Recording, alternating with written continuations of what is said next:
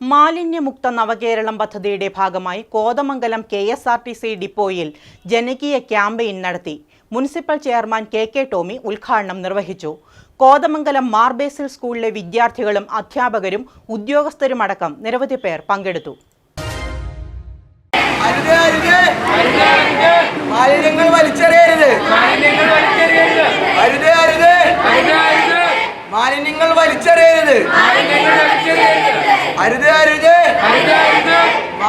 വലിച്ചെറിയരുത്.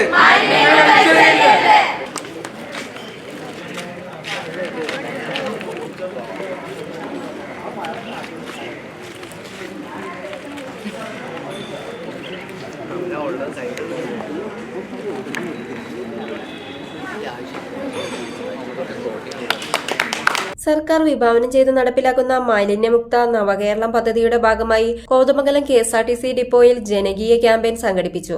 നഗരസഭാ chairman KK Tomy campaign ഉദ്ഘാടനം ചെയ്തു. 2024 മാർച്ച് 31 കേരളം ശുചിത്വ കേരളമായി പ്രഖ്യാപിക്കാനിരുന്നതാണ്. അപ്പോഴാണ് നമ്മൾ ഫെബ്രുവരി 15 നമ്മൾ പാർലമെന്റിലേക്കുള്ള തെരഞ്ഞെടുപ്പ് പ്രഖ്യാപിക്കപ്പെടുന്നത്. അതിനുശേഷം പിന്നെ അതുമായി ബന്ധപ്പെട്ട ഒരുപാട് നിയന്ത്രണങ്ങളുണ്ട്. ആ നിയന്ത്രണം മൂലം നമ്മൾ കഴിഞ്ഞ വർഷം എന്നുള്ളത് ഈ വർഷത്തേക്ക് 2025 മാർച്ച് 31 കേരളം ശുചിത്വ കേരളമായി പ്രഖ്യാപിക്കുകയാണ്. അതിൻ്റെ ഭാഗമായിട്ട് വലിയ ക്യാമ്പയിന് ഓരോ ദിവസവും 2-3 ഇന്നിപ്പം രാവിലെ നമ്മൾ ജൈവ വേസ്റ്റ് ഉണ്ടാക്കുന്നതിനും വേണ്ടിയിട്ട് നമ്മൾ ബിന്നുകൾ വീട്ടിലേക്ക് കൊടുത്തിട്ടുണ്ട്, വീടുകളിലേക്ക്. അതിൻ്റെ ഒരു സർവേ മുനിസിപ്പൽ തലത്തിൽ ഇപ്പം 3800ഓളം ബിന്ന് വീടുകളിൽ കൊടുത്തിട്ടുണ്ട്.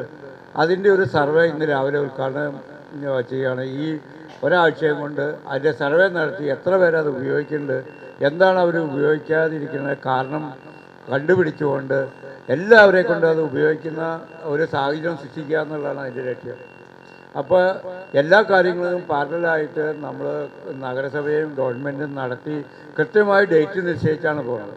കോതമംഗലം മാർ ബേസിൽ സ്കൂളിലെ വിദ്യാർത്ഥികളും അധ്യാപകരും NSS കുട്ടികളും ക്യാമ്പയിനിൽ പങ്കെടുത്തു. ATO ഷാജി കുര്യാക്കോസ് ചടങ്ങിൽ അധ്യക്ഷത വഹിച്ചു. നഗരസഭാ standing committee chairman KA Naushad, GCI Anas, ADE Johnson, മാലിന്യമുക്ത കേരളം പദ്ധതി കോതമംഗലം കോർഡിനേറ്റർ വിപിൻ KK തുടങ്ങിയവർ സംസാരിച്ചു. മീഡിയ സിസ്റ്റി കോതമംഗലം.